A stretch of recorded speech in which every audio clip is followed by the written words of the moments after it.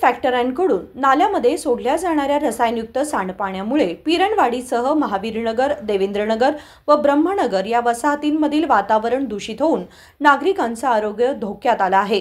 याची गांभीर्याने दखल घेऊन प्रशासनाने तात्काळ योग्य ती कार्यवाही करावी अशी जोरदार मागणी त्रस्त नागरिकांनी केली असून आंदोलनाची तयारी चालवली आहे। उद्यम बाग आणि परिसरातील औद्योगिक वसाहतीमधील केमिकल उद्योग समूहाचे टाकाऊ रसायनयुक्त प्रचंड दर्प असलेले सांडपाणी पिरणवाडी गावच्या नाल्यात सोडण्यात येते। नाल्यातून सतत वाहणाऱ्या या विषारी दुर्गंधयुक्त सांडपाण्यामुळे पिरणवाडीसह महावीरनगर, देवेंद्रनगर व ब्रह्मनगर या वसाहतींमधील वातावरण दूषित झालंय। हे सांडपाणी जमिनीत झिरपून या वसाहतींमधील विहिरींचं पाणीही प्रदूषित झालं आहे। शुद्ध हवेऐवजी नाल्यातील सांडपाण्याचा उग्र विषारी रासायनिक दर्प रात्रंदिवस वातावरणात पसरलेला असल्यामुळे सदर वसाहतींमधील लहान मुले आणि वयोवृद्ध नागरिक आजारी पडू लागलेत। एवढेच नव्हे तर हवेतील रासायनिक अंशामुळे तर घराघरातील देव्हाऱ्यात असलेल्या चांदीच्या मूर्ती आणि भांडीकोंडी काळ्या किट्ट पडल्या आहेत।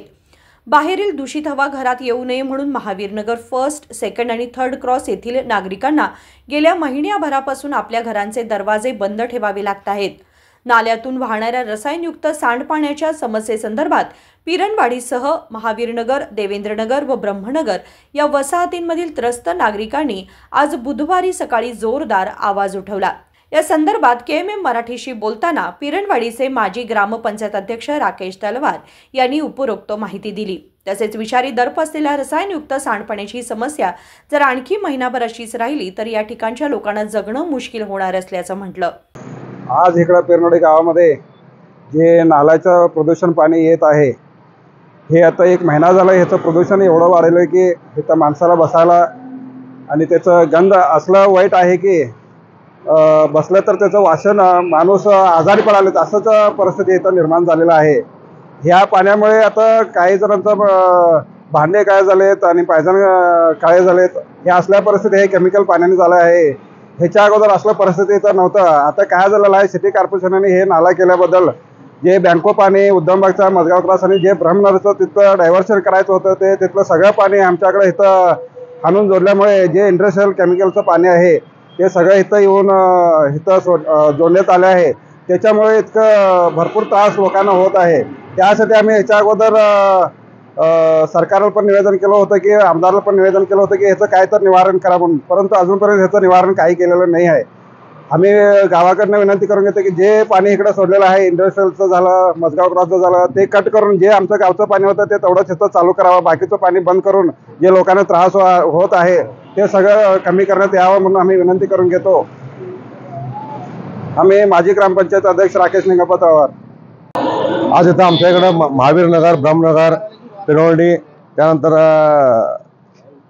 जे उद्यमबागमध्ये जे केमिकल इंडस्ट्री आहेत किंवा उद्यमबागमध्ये दूषित पाणी येऊन आपल्याकडे आज कमीत कमी जे वयस्कर लोक आहेत ते कमीत कमी 60 ते 70 लोक आजारी पडलेले आहेत त्या पाण्यामुळे। आणि पाण्याचं जे पाणी आहे ते पाण्याचं विहिरीमध्ये पाणी आहे ते पाणी परत दूषित झालेलं आहे आणि जे घरातली भांडी म्हणा, घरातले चांदीच्या मूर्त्या म्हणा त्या सगळ्या काळ्याकीट पडलेल्या आहेत। आणि आज कमीत कमी जे Mahavirnagar first class, second class, third class इथं आजपर्यंत लोकांनी महिना झाला आपापले दरवाजे उघडलेले नाही आहेत।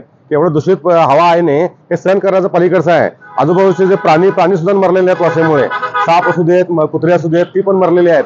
असं जर दूषित पाणी येत असेल इकडं अजून एक महिनाभर तर ह्या लोकांचं जगणं फार म्हणजे गल्ली सोडून जायची पाळी येईल असं तुम्हाला मी कळकळीची विनंती आहे। होता वेळ तेवढं प्रशासनाने याच्यावर लक्ष द्यावं, स्थानिक लोकांनी लक्ष देऊन हे पाणी बंद करून लोकांचं जनजीवनावरती खेळून ये अशी माझी विनंती आहे सरकारला।